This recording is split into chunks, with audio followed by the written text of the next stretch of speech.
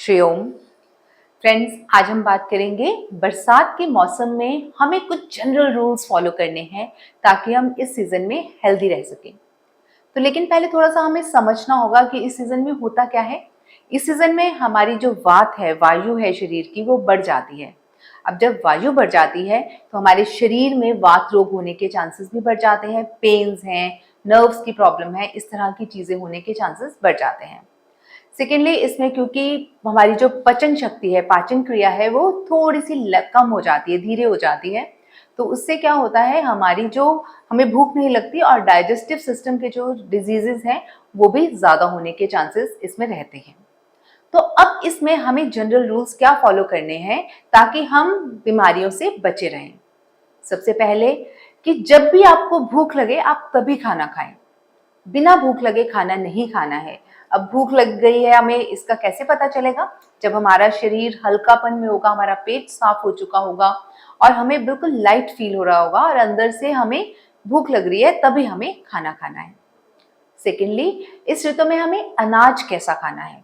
जितना भी पुराना अनाज है, चाहे वो पुराना गेहूं है, पुराने जौ है या पुराना चावल, इनको ही इस्तेमाल करना है। नया जो धान्य है वो हमें बिल्कुल भी यूज नहीं करना। अब कई बार चावल हमें नए नहीं मिलते हैं, तो इसका एक बहुत सरल तरीका है कि चावलों को हम भून लेंगे। भूनने से वो लघु हो जाते हैं गुण में, फिर उनको पका के खाएंगे तो भी वो पुराने चावलों जैसा ही हमें गुण देंगे। उसके बाद बात आती है कि हमें दालें कौन सी खानी है। तो इस ऋतु में सबसे सुपाच्य जो दाल है, जल्दी से पचने वाली है, वो है मूंग की दाल। तो मूंग की दाल को तेल या घी में बघार लगा के, जीरा, कड़ी पत्ता, थोड़ी सी हींग डाल के जरूर सेवन करें। जितने हम इन स्पाइसेस का सेवन करेंगे तो हमारी जो दाल है और पचने में हल्की हो जाएगी।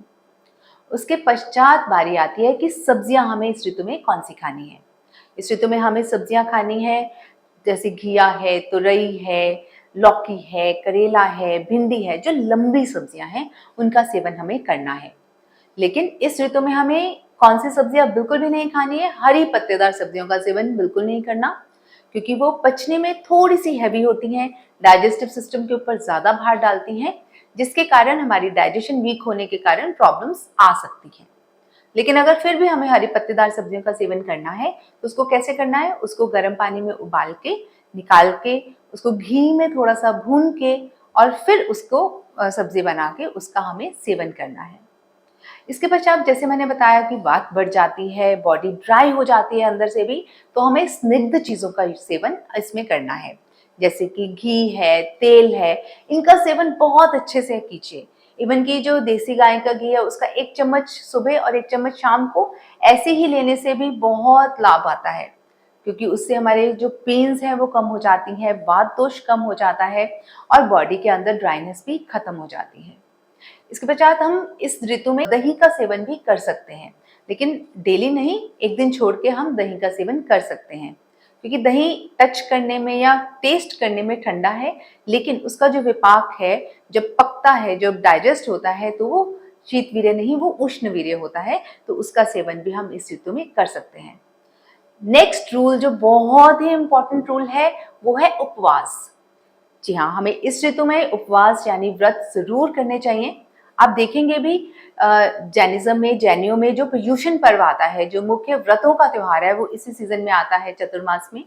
उसके पश्चात रोजे भी इसी सीजन में आते हैं, या हमारे सनातन धर्म के भी जो सावन के महीनों के व्रत है वो भी इसी सीजन में आते हैं। तो ये बड़े लॉजिकल हैं धार्मिक दृष्टि से भी कि हमें उपवास करना चाहिए, जिससे कि हमारा जो डाइजेशन है वो सही रहे और हम स्वस्थ रहें।